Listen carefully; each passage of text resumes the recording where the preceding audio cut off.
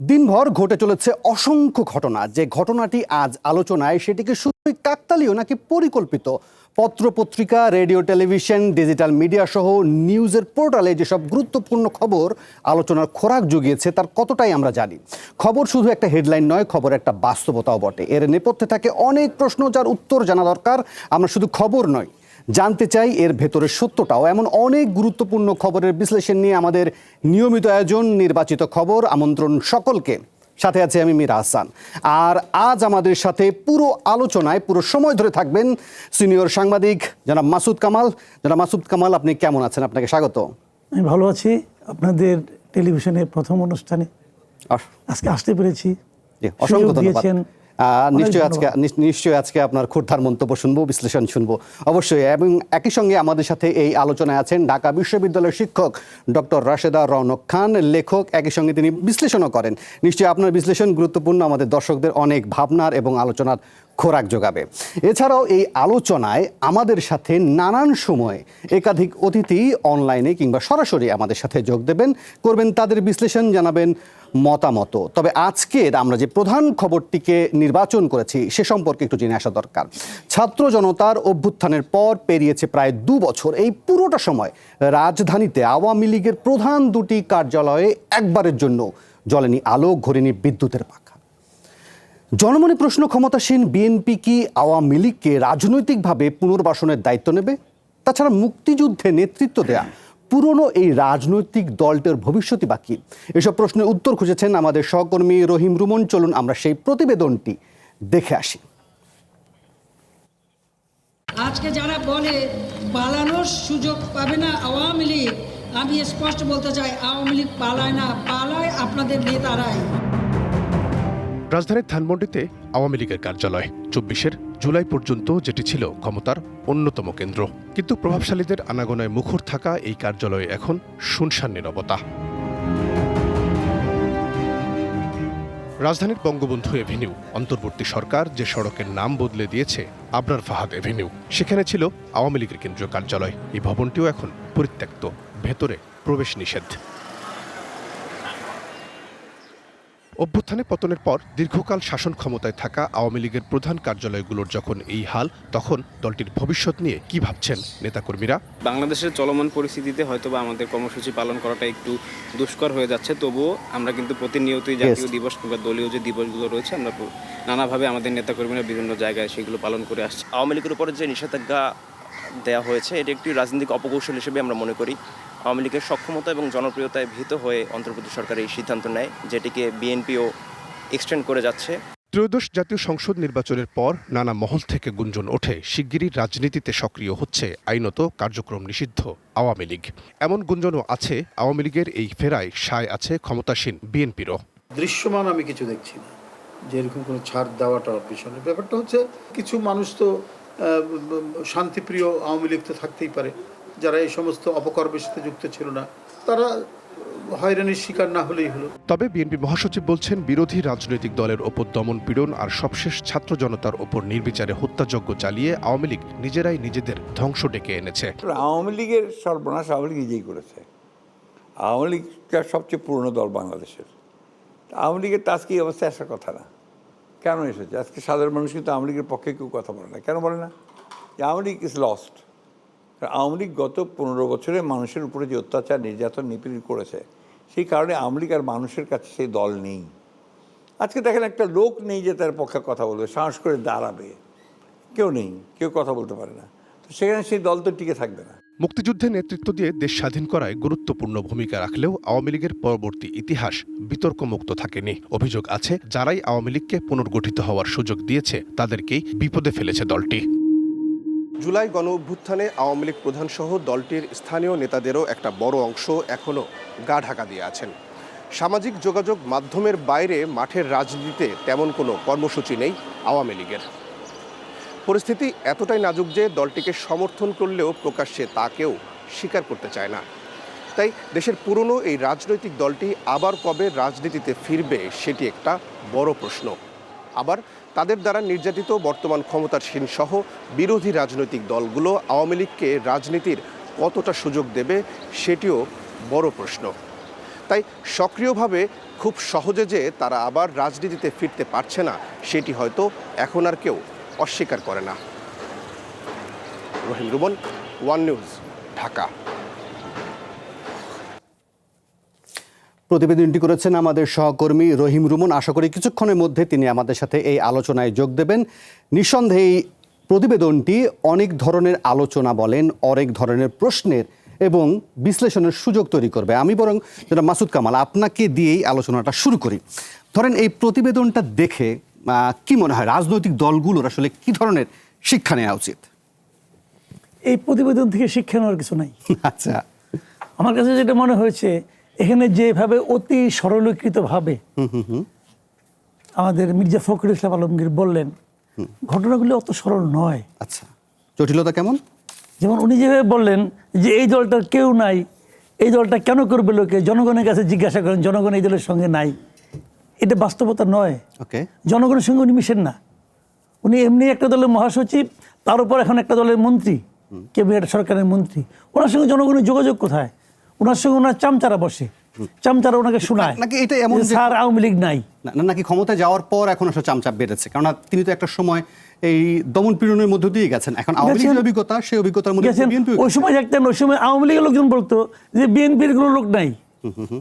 আওয়ামী লীগ তখন বিএনপি কিনা হাসি তামসা করতো যে ঈদের পরে আন্দোলন করবো, অমুক করবে, তমুক, বলতো না? বলতো তো। ওটা কি ঠিক হয়েছে? বিএনপি তো ক্ষমতায় আসছে ভাই। কাজেই যে ক্ষমতায় থাকে সে বিরোধী দলকে যে তুচ্ছ-তাচ্ছিল্য করে, এই তুচ্ছ-তাচ্ছিল্যটা ভালো কোনো ইঙ্গিত নয় গণতান্ত্রিক পরিবেশে। গণতন্ত্র এটা বলে না। গণতন্ত্র একটা দলকে নিশ্চিহ্ন করে দিতে বলে না।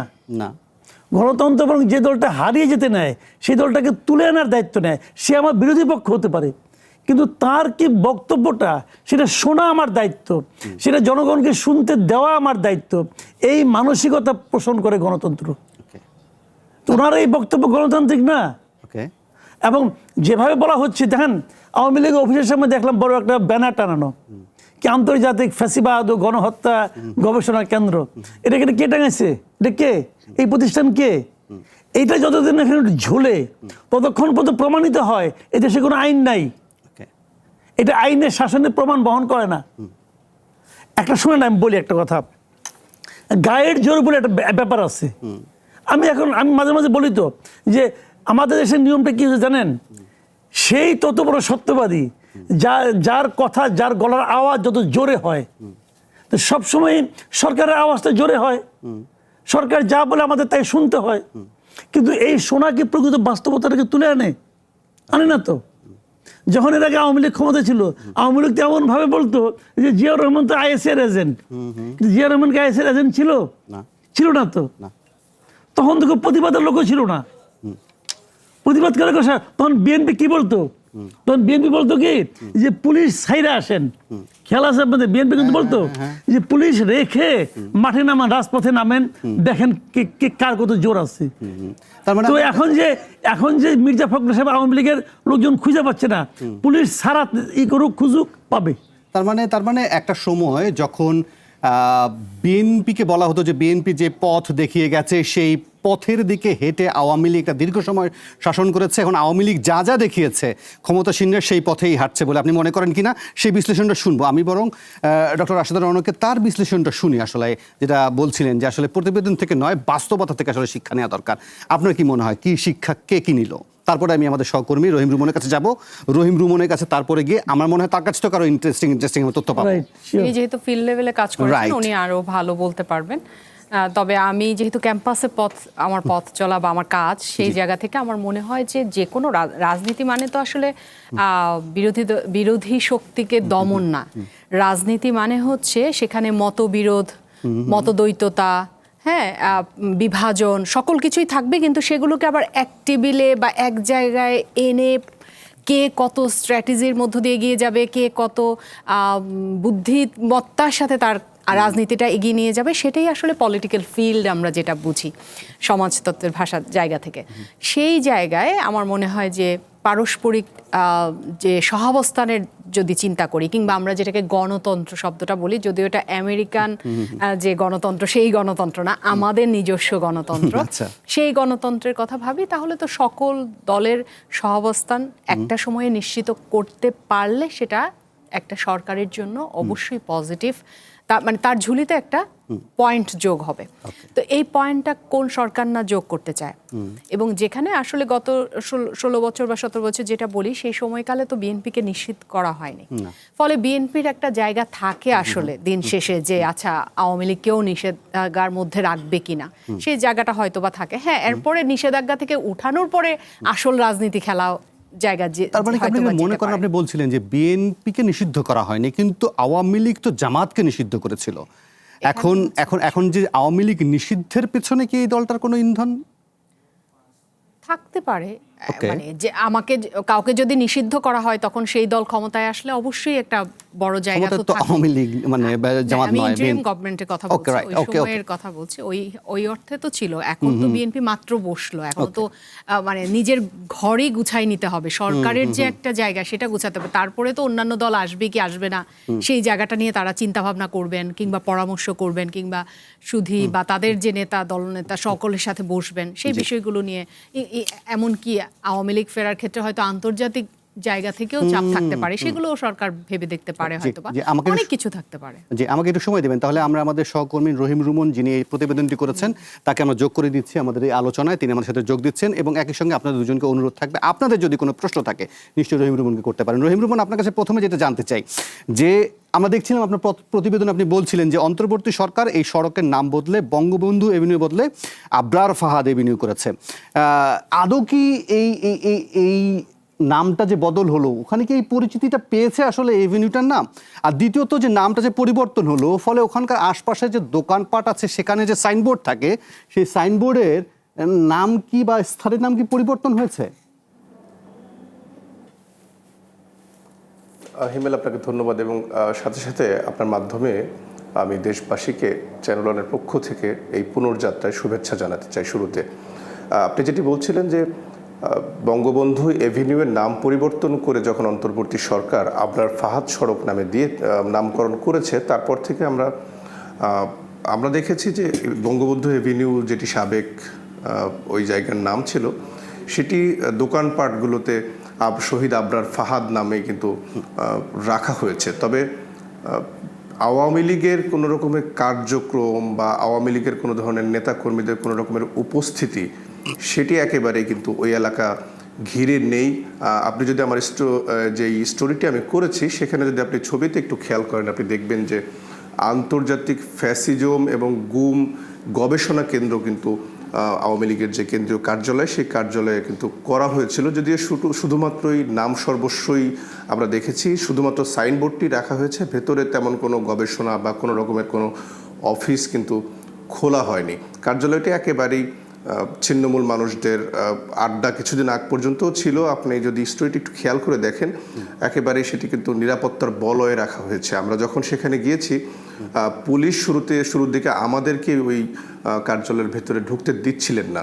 তারপরে যদি আমরা কথা বলে আমরা একটু তাদের কনভিন্স করতে পেরেছিলাম, তারা আমাদেরকে এর পরে ঢুকতে দিয়েছিলেন। পরিস্থিতি যা দেখেছি আমরা, 10 তলা একটি বিল্ডিং, যেটি একেবারেই ভুতুড়ে বাড়ির মতো অবস্থা পড়ে আছে। নিচের যে রিসেপশন যেটি ছিল, সেখানে এখন হকাররা বিভিন্ন ধরনের তাদের যেই ভ্যান থাকে, যে ভ্যানগুলোতে তারা বিভিন্ন পণ্য বিক্রি করে রাস্তায়, সেই ধরনের ভ্যান রাতের বেলা রাখে, আবার সকালে সেখানে নিয়ে যায়। এর পেছনেও কিন্তু একটা গল্প আছে। আমরা জানি না ঠিক এই ভ্যানগুলো আসলে কারা ওখানে বসাচ্ছে, বা যতদূর খবর পেয়েছি যে এই ভ্যানগুলো ওখানে রাখতে দেবার জন্য তারা কিন্তু অর্থ লেনদেনেরও একটা খবর সেখানে আছে। পরবর্তীতে আমার ইচ্ছে আছে সেই ঘটনাটাও খতিয়ে দেখবার। রহিম রুমন, আমি আপনার কাছে আরেকটা জিনিস ছোট্ট করে জানতে চাই। নিশ্চয়ই আমাদের সহকর্মী, মানে যারা আমার অতিথিরা যারা আছেন, তারা যদি প্রশ্ন করতে চান তারাও নিশ্চয়ই প্রশ্ন করতে পারবেন। আমি বরং এটা জানতে চাই যে আপনার প্রতিবেদনে আমরা দেখছিলাম যে আপনি বেশ কয়েকজন নেতাকর্মী যারা পরিচয় গোপন রেখেছেন, তাদের ছবি ব্লার করে তাদের সাথে কথা বলেছেন। এখন প্রশ্নের জায়গাটা হচ্ছে, সেসব নেতাকর্মীরা একটা না একটা ঝুঁকি নিয়েই তো আপনার সামনে কথা বলেছেন, আবার অনুরোধ করেছেন যে তার ছবি না দেখাতে। পাশাপাশি এটাও কি জানতে চেয়েছেন যে তাদের শীর্ষ নেতৃত্ব যারা একসময় রাজনীতির মধ্যে দাপিয়ে বেড়েছে, যারা এখন পলাতক আছেন, তাদের ভূমিকা নিয়ে আওয়ামী লীগের তৃণমূলে যারা আছেন, যারা নিষিদ্ধ হওয়া সত্ত্বেও কথা বলেছেন আপনার সাথে, তাদের মনোভাবটা কি শীর্ষ নেতৃত্বকে নিয়ে? হেমেল, একটা জিনিস আমি খুবই অবাক হয়েছি, যে আমি না শুধু, এটা হয়তো অনেকেই অবাক হবেন, আমি লক্ষ্য করেছি যে আওয়ামী লীগের একেবারে উচ্চ স্তরের নেতারা যারা আছেন ঠিক তাদের মতোই, এই যে যদি বলি যে একেবারে লোয়ার লেভেলের নেতা যারা স্থানীয় নেতা, তারাও কিন্তু এই যে জুলাই গণ অভ্যুত্থানে আওয়ামী লীগের যেই আচরণ বা তাদের যেই মানুষ ছাত্র জনতার উপরে তাদের যে নির্বিচারে গুলি চালানোর যে বিষয়টি, সেটি কিন্তু আওয়ামী লীগের স্থানীয় নেতৃবৃন্দরাও সেটি স্বীকার করেন না। তারা কিন্তু এটিকে এক ধরনের ষড়যন্ত্র বলে এখন পর্যন্ত তারা মনে করেন। আমরা যাদের সাথে কথা বলেছি তারাও মনে করছেন যে এটি একটি রাজনৈতিক কৌশল, এই ষড়যন্ত্রের মাধ্যমে তাদেরকে হটিয়ে দেওয়া হয়েছে। তবে তারা জানিয়েছেন যে এই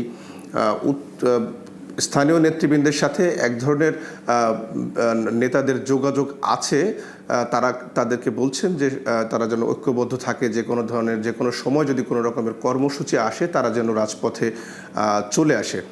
আমি যেই দুজন কর্মীর সাথে কথা বলেছি, তারা আমার সাথে একসময় কথা বলতে গিয়ে তারা বলেছেন যে তাদের ছবি যদি ব্লার নাও করি তাতেও তার খুব একটা অসুবিধা। আপনার এই জায়গাটা আমি ক্লিয়ার, তাদের অসুবিধা নেই, তারপরও আপনি নিরাপত্তার স্বার্থে এটা করেছেন। অসংখ্য ধন্যবাদ রহিম রুমন, আপনাকে আমাদের সাথে যোগ দিয়েছেন। আপনি থাকুন আমাদের সাথে। আমি বলুন একটা বিরতি নেই। বিরতি নেবার পর মাসুদ কামাল, আপনি নিশ্চয়ই তার বক্তব্য শুনেছেন, প্রতিবেদন দেখেছেন। ফলে শীর্ষ নেতৃত্বের ভূমিকা কীরকম, আবার এখন বিএনপির দিকে একটা অভিযোগের আঙ্গুল আসে যে তারা আবার আওয়ামী লীগকে পুনর্বাসন করতে যাচ্ছে কি যাচ্ছে না, যদিও ফখরুল ইসলাম আলমগীর এটা পরিষ্কার করেছেন। বিষয়টা আসলে দিন শেষে কী দাঁড়াচ্ছে সেটা নিয়ে একটু বিশ্লেষণ করবো। তবে তার আগে নেব ছোট্ট একটা বিরতি, ফিরছি একটু পর। আবার আমন্ত্রণ নির্বাচিত খবরে যে জায়গায় আলোচনাটা রেখে গিয়েছিলাম সেখান থেকে আবারও শুরু করতে চাই। মাসুদ কামাল আপনি শুনছিলেন, আমাদের সহকর্মী রহিম রুমন্ত আমাদের সাথে আছেন, ডক্টর রাশেদ আপনিও শুনছিলেন। আমরা এটা জানতে চেয়েছিলাম যে আসলে ওই এলাকাটাকে নাম পরিবর্তনের আসলে কি দাঁড়ালো, এটা কি পরিবর্তন হলো কিনা। বরং আমি মাসুদ কামাল আপনাকে দিয়ে জানতে চাই যে ধরেন আমরা আবরার ফাহাদকে, তার নিশ্চয়ই একটা অবদান আছে, বঙ্গবন্ধুর আরও বড় অবদান আছে, কিন্তু আবরার ফাহাদকে বড় করতে গিয়ে আসলে কি করছি মাসুদ কামাল?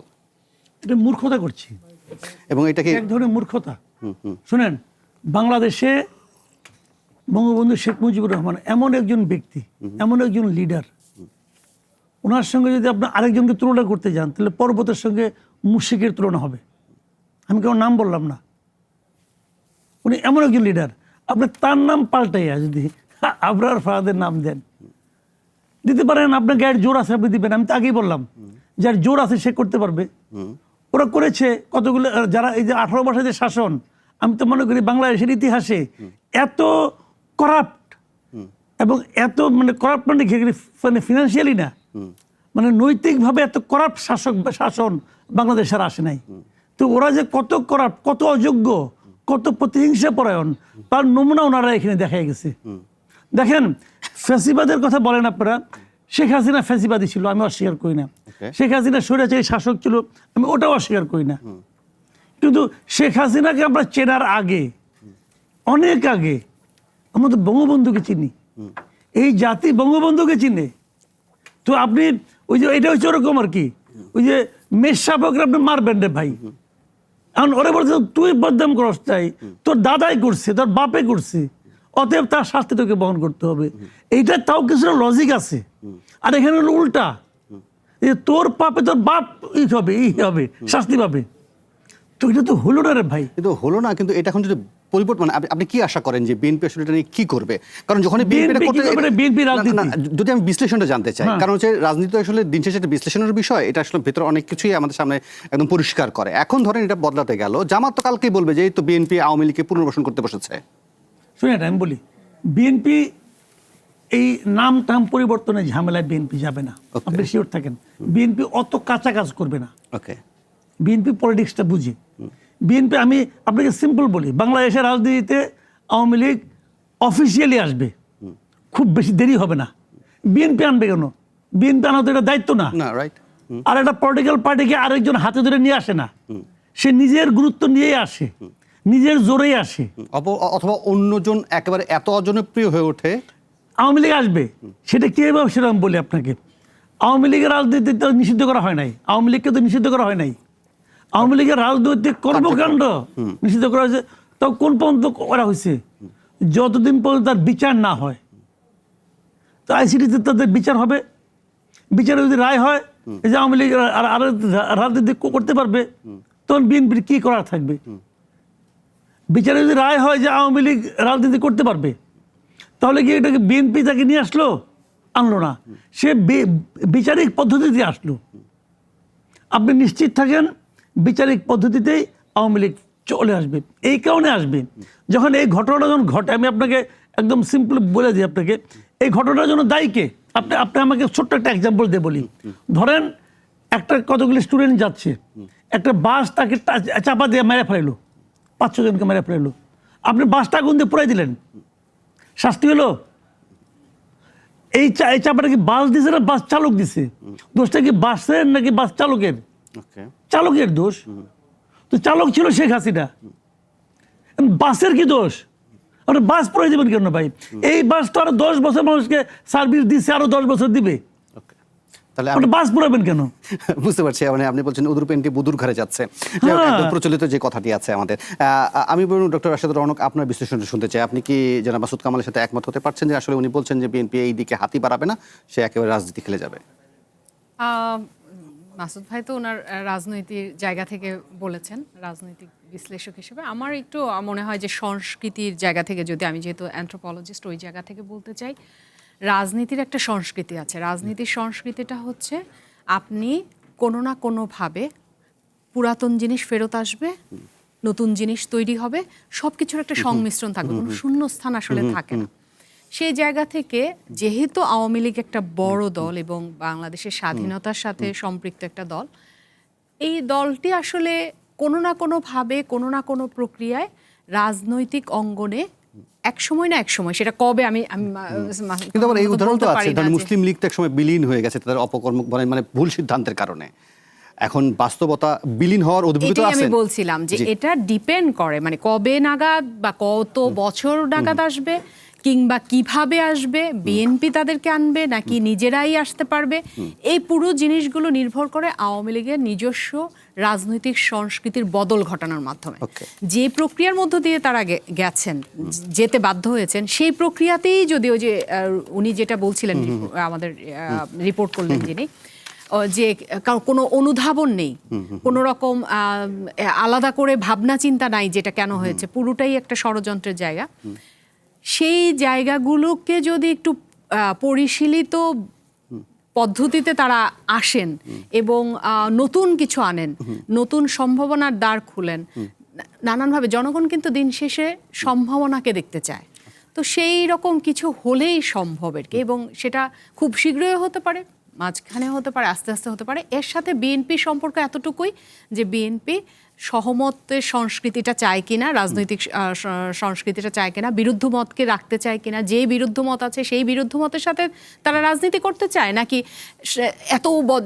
এত বছর যাবৎ যে বিরুদ্ধ শক্তির সাথে তারা রাজনীতি করেছে সেইখানে তারা কাজ করতে চায়, এটা বিএনপির উপরে এটা নির্ভর করছে। পাশাপাশি ধরেন এটাও কি মনে করেন কিনা যে আওয়ামী লীগ প্রসঙ্গেই আসলে সামনে এলেন এবং জামাত এবং বিএনপি বা যে জোটগুলো রয়েছে একটা সময় একসঙ্গে আর মানে আন্দোলন করেছে, সরকার পতন দিয়েছে, এই আওয়ামী লীগ প্রসঙ্গে এসে কি দুটো দলের মধ্যে বা দুটো জোটের মধ্যে আসলে ফ্রিকশনটা তৈরি হতে পারে, মতবিরোধ তৈরি হতে পারে? হতে পারে, মানে শুধু আওয়ামী লীগ না, অনেক কিছু নিয়েই হতে পারে। কারণ যখন সরকারি দল ও বিরোধী দল, দুটা তো দল, বিরোধী মানেই তো বিরুদ্ধ একটা জায়গায়, যদিও আন্দোলন একসাথে করেছে বা এত বছরের যোগসূত্রতা, বন্ধুত্ব, একটা রাজনৈতিক সংযোগ ছিল, সেখান থেকে রাজনীতিতে তো শেষ বলে কিছু নাই, সে জায়গা হতে পারে। কিন্তু আওয়ামী লীগকে ঘিরে হওয়ার বিষয়টাতেও কিন্তু জনমতের নানান ধরনের প্রশ্ন আছে, যে এমন হতে পারে যে যাদেরকে আমরা ভাবছি শত্রু আওয়ামী লীগের, তারাই আবার জোট করতে পারে বিএনপিকে কোনোভাবে ইয়ে করার জন্য। এটা বলা যায় না, রাজনীতি খুবই স্ট্র্যাটেজিক একটা ব্যাপার।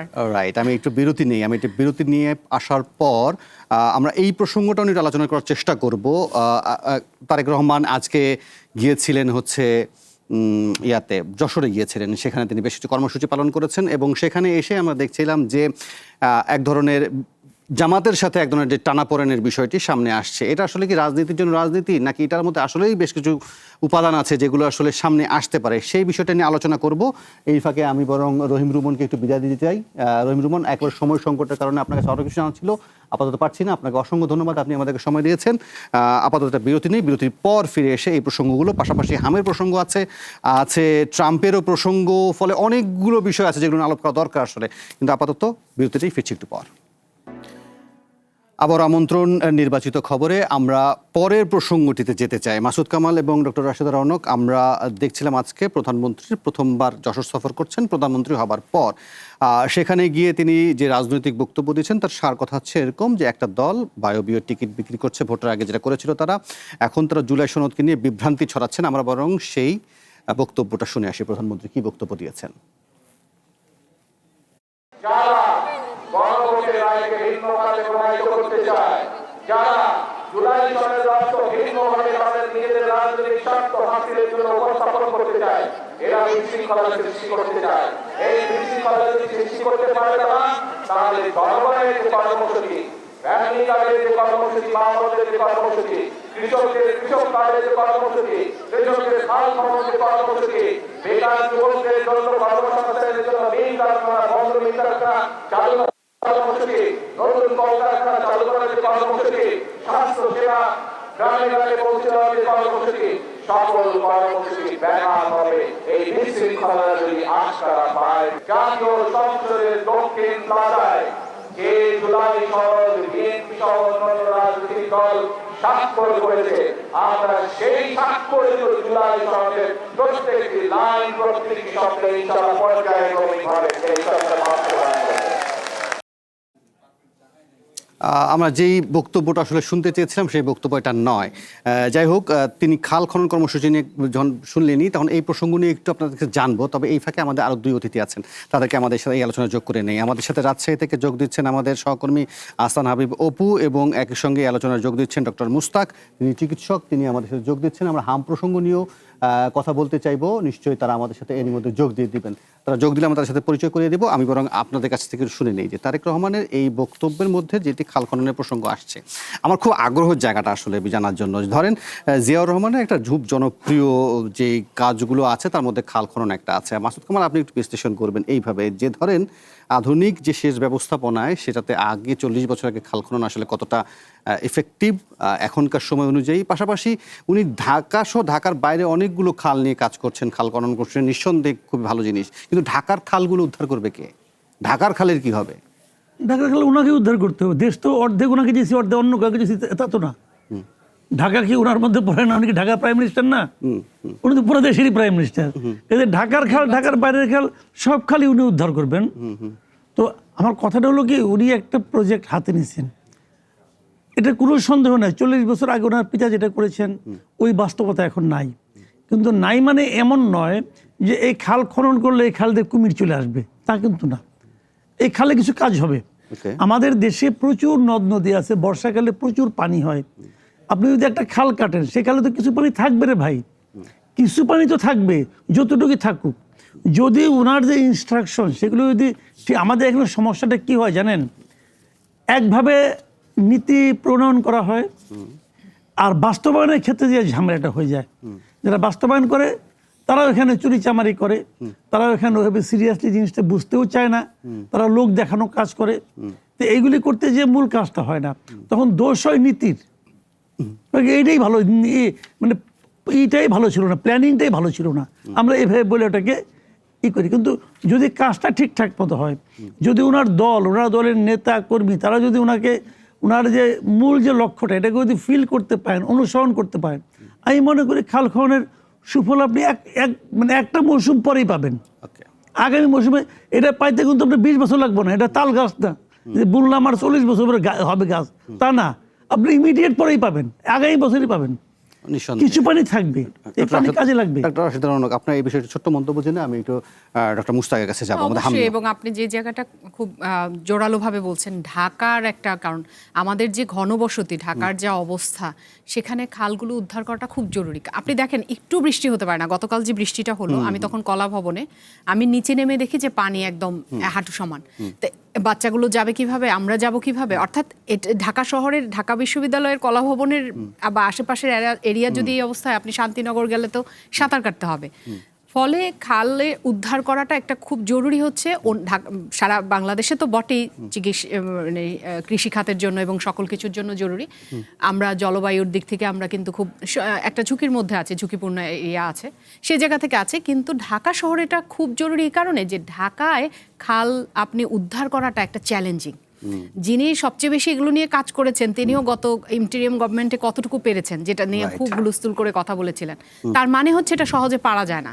তাহলে এটা যদি উনি পেরে ফেলেন তখন আসলে সত্যি এটা সরকারের জন্য একটা খুবই সবাই ইতিবাচক একটা কাজ। বিষয়টাকে আপনি আশা জাগানি হিসেবেই দেখতে চান। যাই হোক, আমি এই ফাঁকে যেহেতু ডক্টর মুস্তাক আমাদের সাথে যোগ দিয়েছেন, আমি হামের প্রসঙ্গটা আনতে চাই, কারণ হাম আমাদেরকে ভীষণ রকম ভোগাচ্ছে। আমি বরং ডক্টর মুস্তাকের কাছে বরং একটু স্পষ্ট হয়ে নেই যে আপনার কাছে কি মনে হয় গাফিলতি আসলে কার? হামের এই যে বাস্তব চিত্র বা এখনকার যে পরিস্থিতি আমরা দেখছি, আপনি কি যদি বলি সোজাসাপটা কাকে আপনি এই জন্য দায়ী করবেন? কার গাফিলতির কারণে আমরা এই চিত্র দেখছি? ডক্টর মুস্তাক। জি, ধন্যবাদ। আমি প্রথমেই চ্যানেল ওয়ান তাদের এই পুনরায় যাত্রা শুরু করেছে, এই নব উদ্বোধনে অনুষ্ঠানে আসতে পেরে আমি সবাইকে শুভেচ্ছা জানাচ্ছি, ধন্যবাদ জানাচ্ছি। হামের যে পরিস্থিতি, আপনি ইমিডিয়েট কারণ যদি বলেন, যে এক প্রত্যক্ষ কারণ হচ্ছে গত সরকারের সময় অগ্রাধিকার না দিয়ে এই টিকা কিনবার জন্য যে আমলাতান্ত্রিক বাধা ছিল, নিয়মকানুনের সমস্যা ছিল, যেটা এই সরকার করতে বাধ্য হয়েছে। যদি পত্রপত্রিকায় না আসতো, মৃত্যুর খবর না আসতো, না জানা যেত, তারাও কিন্তু ওই দীর্ঘসূত্রের মধ্যেই নিয়ে চলে যেতেন। কাজেই এটা ইমিডিয়েটলি যদি বলেন, তারা টিকা কেনা, শুধু হামের টিকা না, আরও অনেক টিকা এবং সরঞ্জাম কেনার সমস্যা রয়ে গেছে। এবং এই যে পদ্ধতিগত সমস্যা, যে জনস্বাস্থ্যের দুর্যোগকে দুর্যোগ হিসেবে স্বীকার করা, সেটাকে ঘোষণা করে সে দুর্যোগের সময় কী কী করতে হবে এগুলো কিন্তু লিখিত থাকা দরকার। সেটা আমরা ড্রাফট করেছি, যা আমি আমার ব্যক্তিগত পেশাগত জীবনে পরামর্শক হিসেবে কাজ করেছি বিভিন্ন প্রতিষ্ঠানের সাথে। বিশ্বব্যাংকের একটা কাজ ছিল যে এই ধরনের জনস্বাস্থ্যের জরুরি পরিস্থিতিতে কে কী করবে, একটা standing order on public health emergency, যেটা আমাদের দেশে কিন্তু নতুন না, আছে স্ট্যান্ডিং অর্ডার অন ডিজাস্টার। প্রাকৃতিক দুর্যোগ হলে এখন কিন্তু বাংলাদেশের মানুষ মারা যায় না, কারণ এখানে তারা একটা স্ট্যান্ডিং অর্ডার দিয়ে রেখেছে। যদি প্রাকৃতিক দুর্যোগ সূচনায় দেখে যে 10 নম্বর সিগন্যাল বা বন্যার পানি উঠে যাচ্ছে বিপদসীমার উপরে, অটোমেটিক্যালি কিন্তু সরকারি বেসরকারি, রেড ক্রিসেন্ট, দুর্যোগ মন্ত্রণালয়, কৃষি মন্ত্রণালয়, প্রাণী সম্পদ মন্ত্রণালয়, স্বাস্থ্য মন্ত্রণালয় সব কিন্তু অ্যাক্টিভেট হয়ে যায়। এরা নির্দিষ্টের জন্য অপেক্ষা থাকে না, টাকা বরাদ্দ সব কিছু অ্যাক্টিভেট হয়ে যায়। স্বাস্থ্যের জন্য যদি এই রকম একটা standing order on public health emergency, যেগুলো স্বয়ংক্রিয়ভাবেই যদি রোগ কোথাও বেড়ে যায়, সেটা রোগতাত্ত্বিক ইনস্টিটিউট বলবে যে এটা একটা পাবলিক হেলথ এমার্জেন্সি হয়েছে, সরকারের পক্ষ থেকে সেটাকে আমলে নিয়ে তারা অটোমেটিক এগুলো কাজগুলো করবে। না হলে কিন্তু এরকম দুর্যোগ কিন্তু আরও আসবে। তখন আবার ডক্টর মুস্তাক, দুর্যোগ আসবে, কিন্তু আমি এটা একটু স্পষ্ট করে জানতে চাই, আমরা শিশু যে মৃত্যুগুলো হলো সেটাকে নিয়ন্ত্রণ করতে পারতাম? মানে এতগুলোকে মৃত্যু শিশু, এটা কি স্বাভাবিক বলবো? না, নিশ্চয়ই স্বাভাবিক না, কিন্তু এতগুলো শিশুকে একসঙ্গে চিকিৎসা করার ব্যবস্থা কিন্তু এইরকম যদি মহামারী ঘটে, মহামারী বলতে চাচ্ছেন না সরকার, জনগণ খুব ভীত সন্ত্রস্ত হয় মহামারী বললে। মহামারীর জন্য যদি আগে থেকে প্রাতিষ্ঠানিক প্রস্তুতি না থাকে, যেই দেশই হোক না কেন, তাহলে কিন্তু সামাল দেওয়া মুশকিল। আমাদের সরকার যদি আগে থেকে, যে কোভিডের সময় আমাদের যে সিস্টেমটা গড়ে উঠেছিল, আপৎকালীন ব্যবস্থা নিয়েছিলেন সেই সরকার। কোভিড চলে গেছে, সব এই লোহালক্করের মতো এই আমাদের আইসিইউ বলেন বা এগুলো সব ওখানে চলে গেছে। এটাকে যদি প্রাতিষ্ঠানিকভাবে রাখা হতো, তাহলে কিন্তু আমরা ডেঙ্গিতেও মৃত্যু ঘটতে দেখেছি এর আগে, যেই সরকার ছিল তত্ত্বাবধায়ক, কী বলে, আওয়ামী লীগ সরকারের আগে অন্তর্বর্তী সময়, এরা জরুরি অবস্থা তারা মনে করে চলে যাবে, কিছু লোক তো ক্ষতিগ্রস্ত হবে। কাজেই এই যে এটা যদি প্রাতিষ্ঠানিক হতো যে জরুরি অবস্থায় আমরা আইসোলেটেড আইসিইউ ব্যবহার করব, জরুরি অবস্থায় আইসোলেটেড ওয়ার্ড থাকবে, যেভাবে কোভিডের একটা আইসোলেটেড ওয়ার্ড ছিল। হামের রোগীকে ভর্তি করা হবে কি না, জেনারেল হাসপাতালে দাঁড়ে দাঁড়ে ঘুরতে হয়েছে, সংক্রামক ব্যাধি হাসপাতালে জায়গা হয়েছে, ক্যাপাসিটি যদি তাদের 1 থাকে, ভর্তি হয়েছে 5। তারপরে শিশু হাসপাতালে পাঠানো, শিশু হাসপাতাল তো সরাসরি সরকারি প্রতিষ্ঠান নয়, একটা স্বায়ত্তশাসিত প্রতিষ্ঠান। সেখানে কিন্তু এই হামের রোগী, অন্য রোগী একসঙ্গে রাখা হয়েছে, আলাদা কোনো বিল্ডিং নেই। এটা এই ধরনের মৃত্যু যদি আপনি কমাতে হয়, হঠাৎ করে যদি রোগী বেড়ে যায়, আপনি আপৎকালীন ব্যবস্থা করেও কিন্তু কমানো যায় না। হ্যাঁ, এখন তারা এই বিকেন্দ্রীকরণ করার কিছুটা ব্যবস্থা নিয়েছেন, তাও কিন্তু পরিপূর্ণ বিকেন্দ্রীকরণ করা হয় না। ঢাকা মেডিকেল কলেজ হাসপাতালে আপনি হামের রোগী গেলে ভর্তি করতে পারবেন না, তাকে আসলে পাঠিয়ে দিচ্ছে ঢাকা মহানগরী ডিএনসিসি হাসপাতাল। ডিএনসিসি হাসপাতাল পুরোটাই এখন হামের রোগীর জন্য ডেডিকেটেড।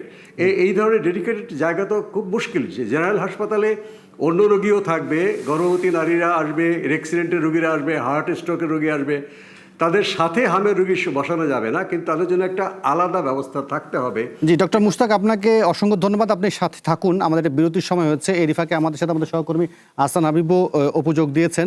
আমি বরং ফিরে এসে মানে আপনাদের কাছে আমার সবার কাছে জানতে চাওয়া, তার মানে আমাদের এতদিনে আমাদের স্বাস্থ্যসেবার অবস্থা এই দাঁড়ালো, আমাদের সক্ষমতা আসলে এইটুকুই।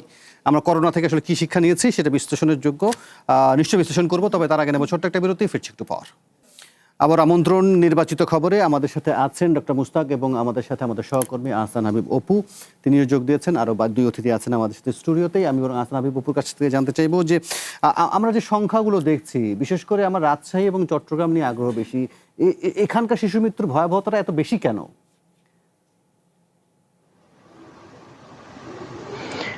রাজশাহীতে যে হামের প্রবণতা আমরা যেটি দেখছি গত মাস থেকেই বেশ আমরা সবখানি রাজশাহীর বিভিন্ন জেলা থেকেই, আসলে রাজশাহী বিভাগের বিভিন্ন জেলা থেকেই আসছে রোগী। রাজশাহী মেডিকেল কলেজ হাসপাতালে রোগীর প্রচণ্ড চাপ আমরা দেখছি। তবে মৃত্যুর যে কথা হচ্ছে যে রাজশাহীতে এই মৌসুমে মোট আমরা এখন পর্যন্ত 53 জন মৃত্যুর তথ্য পাচ্ছি। এখন আমরা চিকিৎসকদের কাছে জানতে চাচ্ছিলাম যে হাম তো সাধারণত ধরা হয় যে একটি চর্মরোগের মতো বিষয়, কিন্তু সেটিতে আত্মঘাতী মৃত্যুর ঘটনা ঘটছে কেন? তো চিকিৎসকদের বক্তব্যটা হচ্ছে যে শুধুমাত্র হামের কারণে মৃত্যু হচ্ছে এমনটি নয়, শ্বাসকষ্টজনিত ব্যাপার থাকছে, নিউমোনিয়ার বিষয়গুলো আছে, এইসব কারণে হয়তো মৃত্যুর ঘটনা ঘটছে।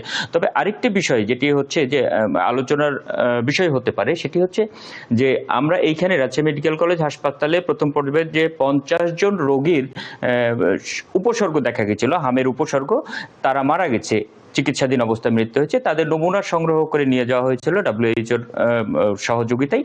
সেখানে তাদের যে নমুনা পরীক্ষার পরে যেটি দেখা গেছে যে তাদের শরীরে কারোর শরীরেই হামের জীবাণু পাওয়া যায়নি। এখন প্রশ্ন উঠেছে তাহলে যে এই যে হাম বলে তাদের এতদিন চিকিৎসা দেওয়া হচ্ছিল, তাহলে তাদের মৃত্যুটা কিন্তু হামে হয়নি, এটি মোটামুটি নিশ্চিত করা হয়েছে যেহেতু পরীক্ষার পরে।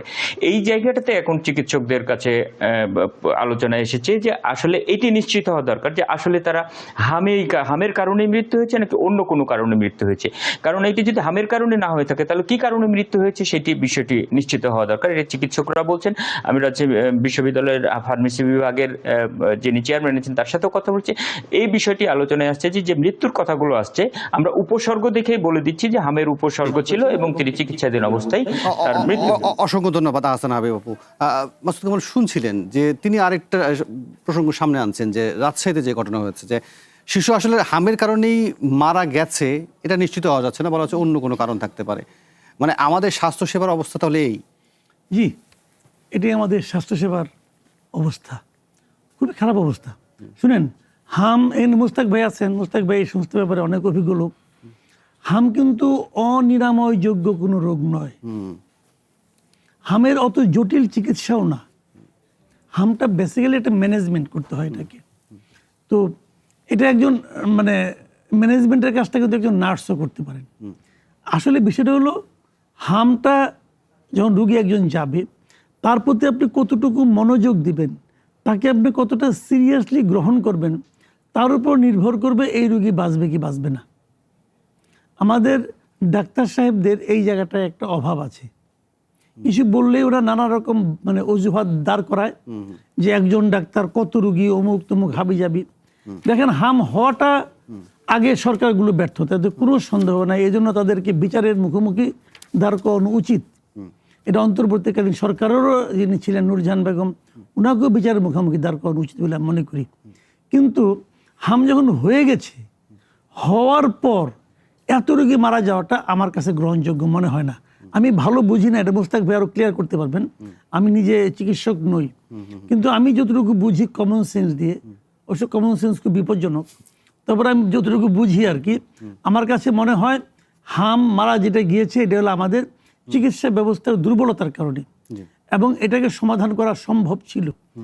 হামের রোগী যেহেতু এত শিশু মারা যাচ্ছে, আপনি হামের জন্য প্রত্যেকটা উপজেলা অথবা প্রত্যেকটা জেলায় মিনিমাম একটা করে আলাদা ওয়ার্ডই করতে পারতেন, যেটা হামের ওয়ার্ড, এবং সেখানে অন্য অন্য ওয়ার্ডের মতো ওই গতানুগতিক সেবার পরিবর্তে হলে যদি আপনি বেশি ডাক্তার নার্সকে নিয়োগ করতেন, আমার মনে হয় এত রোগী মারা যেত না ভাই। যাই যে আপনি একটা মন্তব্য করেছেন ডক্টর রৌনক, আপনি যদি এই বিষয়ে মন্তব্য করতে চান করতে পারেন, নাহলে আমি একটু মুশতাক কাছে যেতে চাই। না, আমার মন্তব্যের জায়গাটা একটাই, যে সেটা হচ্ছে যে আমরা আসলে কোনো একটা ক্রাইসিস হলে ক্রাইসিসটাকে কিভাবে হ্যান্ডেল করব, কিভাবে সেটার আমাদের একটা গ্রুপ ওয়ার্ক বলি, টিম ওয়ার্ক বলি, সেটা স্বাস্থ্য বিভাগ থেকে বা স্বাস্থ্য মন্ত্রণালয় থেকে করা উচিত। কারণ আমাদের এটা বলে না, আরও সামনে আরও কিছু আসতে হবে। করোনার পরে তো কোনো কিছুই আমরা বুঝি যে কোনো কিছুই আসলে স্ট্যাটিক কিছু না, যে আমরা সারা জীবন সুস্থ থাকবো, একটা মহামারী হবে না, এরকম কিছু না। তো সেগুলো করার জন্য বিশেষ করে শিশুরা তো খুবই গুরুত্বপূর্ণ, কারণ ওরা তো ইমিউন সিস্টেমটা ডেভেলপই করে না।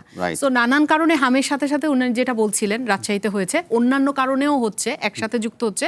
এই জন্য যখনই কোনো কিছু হচ্ছে সাথে সাথে যেন একটা আন্তর্জাতিক মানের টিম গঠন করা হয়, যেই টিমটা এগুলো নিয়ে কাজ করবে, একদম ওয়ান স্টপ সার্ভিস টাইপের। রাইট, আমি ডক্টর মুশতাকের কাছে এই প্রসঙ্গটা জানতে চাইবো যে ডক্টর মুশতাক, আপনি শুনছিলেন মাসুদ কামাল বলছিলেন যে এই বিষয়টার জন্য স্বাস্থ্য উপদেষ্টা, সাবেক স্বাস্থ্য উপদেষ্টা অন্তর্বর্তীকালীন সরকারের, তাকে আসলে জবাবদিহিতার মুখে আনা উচিত। আপনি কি তাই মনে করেন?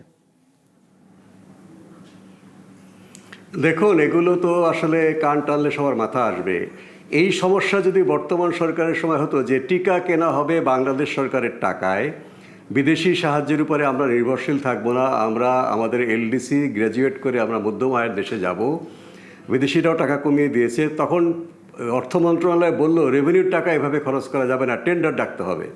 এটা যদি আওয়ামী লীগ সরকারের আমলেও এই যে টিকাটা কেনা হয়নি, যে 2020 সালের পরে 2022-23 সালে আরেকটা অভিযান চালানোর কথা ছিল, কিন্তু ওই প্রশ্ন আসছে রেভিনিউর টাকা তো খরচ, বিদেশি টাকা যেভাবে খরচ করা হয় সেভাবে করা হবে না। তারা করতে করতে গণ-অভ্যুত্থানে তারা উৎখাত হয়ে গেছেন জনরোষে। যাই হোক, এই নতুন অন্তর্বর্তী সরকার এসে তারা এটা করলো। যদি এখনও যদি এত শিশু মারা না যেত, একই সমস্যায় কিন্তু বর্তমান সরকার পড়তো। আমাদের সমস্যাটা হচ্ছে পদ্ধতিগত। এই পদ্ধতিগতভাবে যদি আমি সমাধান না করে আমরা আমাদের সেই পুরনো নিয়মকানুনকে আঁকড়ে ধরি, আমি আবারও যেটা বলেছি যে দুর্যোগের সময় যদি এই নিয়মকানুনগুলো সহজ করা হয় এবং দুর্নীতির অভিযোগে এগুলোর কেনাকাটায় রেভিনিউ বা হস্তক্ষেপ করে, তাদের আমি দোষ দিচ্ছি না, যে রেভিনিউর টাকা অবশ্যই আমাদেরকে হিসাব করতে হবে দুর্নীতি হবে কিনা। জরুরি অবস্থা বলে আপনি চট করে কিনে ফেললেন, দেখা গেল সব ভুয়া। এই যে কোভিডের সময় যেভাবে ভুয়া মাছ দেওয়া হয়েছে, এটা যদি আপনি সমাধান না করেন তাহলে কিন্তু আপনার এই সরকারের আমলে সমস্যাটা হবে। আমি একটা কথা বলছি যে শেষ কথা, এত শিশু যখন হামের মধ্যে তারা হামে আটকে গেল, হাম হয়ে গেল, এটাও কিন্তু আমাদের একটা স্ট্রাকচারাল সমস্যা। দেখুন, অনেক সময় বলা হয় যে এই যে আমার সহকর্মীরাই বলেন যে জনগণ অসচেতন, শিশুকে আগে হাসপাতালে আনে নাই, শেষ মুহূর্তে হাসপাতালে আসছে, আমাদের কি করা। হ্যাঁ, তাই ফ্লোরে রেখে, মেঝেতে রেখে একজন ক্রিটিক্যাল রোগীকে আপনি বাঁচাতে পারেন না। আমি ডাক্তারদের দায়িত্বের উপর বলছি না, কিন্তু সামগ্রিক যে স্বাস্থ্য ব্যবস্থা, এখন আমি মনে করি প্রান্তিক পরিবারের সমস্ত শিশুকে যাদের জ্বর আছে প্রত্যেককেই উপজেলা হেলথ কমপ্লেক্সে ভর্তি করা উচিত। কারণ হামের লক্ষণ দেখা দেওয়ার 4 দিন আগে থেকেই হামটা ছড়াতে থাকে। তাহলে ওই শিশুদেরকে যদি আপনি উপজেলা হাসপাতালে ভর্তি করেন, তার যদি হাম না হয় অন্য চিকিৎসা দিয়ে ছেড়ে দেয় 4 দিন পরে, আর যদি হাম ডেভেলপ করে তাহলে তার প্রথম থেকে যদি সে যত্নে থাকে ডাক্তার এবং নার্সের, সে ক্রিটিক্যাল অবস্থায় যাবেন। অসংখ্য ধন্যবাদ ডক্টর মুশতাক, অসংখ্য ধন্যবাদ, আপনি আমাদের সাথে যোগ দিয়েছিলেন, আপনার গুরুত্বপূর্ণ মন্তব্য আমাদেরকে জানিয়েছিলেন। আপনাকে এই রাতে সময় দেওয়ার জন্য আপনাকে অসংখ্য ধন্যবাদ। একই সঙ্গে আহসান হাবিব আপু আমাদেরকে সময় দিয়েছিলেন, তাদের দুজনকে অসংখ্য ধন্যবাদ। আমি বরং তাদের দুজনকে ধন্যবাদ দেওয়ার পাশাপাশি আপনাদেরকে একটু বলে রাখি যে আমি বরং একটু চাই আমাদের যে অনলাইন নিউজ পোর্টালগুলো আছে শেষ মুহূর্তে একবার চোখ বোলাবো। আমার খুব ইচ্ছা ছিল যে ডোনাল্ড ট্রাম্পের প্রসঙ্গটাকে সামনে নিয়ে আসা, দেখা যাক, চেষ্টা করা যাক। আমরা একটু অনলাইন নিউজ পোর্টালের দিকে যাই। অনলাইন নিউজ পোর্টালগুলো শেষ মুহূর্তে কি খবর বলছে। প্রথম আলো, ইরানের দেয়া প্রস্তাব, ট্রাম্প সহ নীতি নির্ধারকরা পর্যালোচনা করছেন। হোয়াইট হাউস, লিমন ও বৃষ্টির নিখোঁজ হওয়া বিষয়টি সামনে আসছে, যেটা হচ্ছে আমেরিকার যে ঘটনাটি এসেছে। মাসুদ কামালের দৃষ্টি আকর্ষণ করবো আমরা ট্রাম্পের বিষয়টা নিয়ে। আমি ছোট্ট করে শেষে আপনাদের দুজনের মন্তব্য নেব। আমি খালি এর ফাঁকে ফাঁকে আরেকবার সমকাল দেখে আসি। সমকাল কি বলছে তাদের শিরোনামে? সমকাল বলছে দাদি ফুপু সহ 3 জনকে কুপিয়ে হত্যার অভিযোগ। গত কয়েকদিন ধরে আমরা দেখছি যে বেশ কিছু এই ধরনের হঠাৎ খুন খারাপির খবর সামনে আসছে। আমরা একটু যুগান্তর দেখি। যুগান্তরও কি হেডলাইন করেছে এখন পর্যন্ত? সতর্ক থাকুন, কেউ যেন বিশৃঙ্খলা না করতে পারে, প্রধানমন্ত্রীকে তারা শিরোনাম করেছে। আমরা দেখি বিডি নিউজ না বাংলা ট্রিবিউন দেখি। বাংলা ট্রিবিউন কি বলছে? বাংলা ট্রিবিউন বলছে যে কত হাজার কোটি টাকা বিদ্যুৎ নষ্ট হচ্ছে রাস্তায়, সেটা সামনে এসেছে। বিদ্যুতের যে এখন যে অবস্থা চলছে সেই অবস্থার ভেতর দিয়ে আমরা সেটা লক্ষ্য করছি। যাই হোক, আরও বেশ কিছু সংবাদপত্র আছে, সেগুলোতে না গিয়ে আমি আবার শুরুতে যে প্রথম আলোতে গিয়েছিলাম সেই বিষয়ে একটু ছোট্ট করে একটু জানতে চাইবো। ডোনাল্ড ট্রাম্পের এই প্রসঙ্গটা যদি একটু বলেন, যে একজন রাষ্ট্রপ্রধান, এত ক্ষমতাধর রাষ্ট্রপ্রধান, তিনি প্রতিনিয়ত এই ধরনের হামলার শিকার হচ্ছেন, বারবার হামলার শিকার হচ্ছেন। বিষয়টা আসলে কি? ইরান যুদ্ধকে সামনে রেখে, সামনে মধ্যবর্তী নির্বাচন। মাসুদ কামাল, আপনার বিশ্লেষণটা কীরকম হতে পারে? এই বিশ্বের এত ক্ষমতাধর রাষ্ট্রপ্রধানের নিরাপত্তা অবস্থা এরকম? না, এইগুলি যেটা আপনি যেটা বলতেছেন যে আপনার ওই যে গুলাগুলি যেটা হোটেলে, আমার কাছে মনে হয় এটা একটা খুবই কাঁচা নাটক। কাঁচা নাটক। আচ্ছা, হ্যাঁ, এগুলো করে হয় কি, মানে ট্রাম্প সাহেবের বয়সও হয়েছে, নানা ধরনের অসুস্থতাও আছে আমার ধারণা। বয়স হলে যেটা হয় আর কি, সবারই হয় বয়স হলে। হ্যাঁ, মানসিক অসুস্থতা আছে ওনার। ওনার অনেক মনোবিজ্ঞানী বলেছেন যে উনি মানসিকভাবে ধীর স্থির না, এটা অনেক আগের থেকেই না। যাই হোক, এগুলো কিছু একটা আছে। তারপরেও এখন উনি ইরানে যে ওনার মতো এত শক্তি, সেগুলো ইরানের কিছুই নেই। তারপর আবার সঙ্গে পেয়েছে ইসরায়েলকে। ইসরায়েলের শক্তি নিয়েও সবারই একটা রহস্য আছে। তাদের দুইজনে মিলা ইরানকে কিছুই করতে পারছে না। এবং এটা কিন্তু না পারার কারণ কিন্তু তাদের স্ট্র্যাটেজিক্যাল এরর, যেটা স্ট্র্যাটেজিক্যাল ব্লান্ডার, উনি ব্লান্ডার করেছেন আসলে। ওইখান থেকে দৃষ্টি সরানোর জন্য আমার ধারণা এই ধরনের একজন মাস্টারকে ধরে। খুবই আগ্রহ ছিল ডক্টর রনক আপনার মন্তব্য নেওয়ার, কিন্তু আমার হাতে একদমই সময় নেই, আমাকে অনুষ্ঠান শেষ করতে হচ্ছে। অসংখ্য ধন্যবাদ মাসুদ কামাল, সিনিয়র সাংবাদিক, একই সঙ্গে ডক্টর রাশেদা রওনক খান, আপনারা আপনাদের মূল্যবান সময় এবং মন্তব্য জানিয়েছেন। আর আজকের মতো নির্বাচিত খবর এখানে শেষ করতে হচ্ছে। অসংখ্য ধন্যবাদ, এতক্ষণ আমাদেরকে সময় দিয়েছেন, দেখেছেন। কাল আবারও দেখা হবে, সে পর্যন্ত ভালো থাকুন, সুস্থ থাকুন, শুভরাত্রি।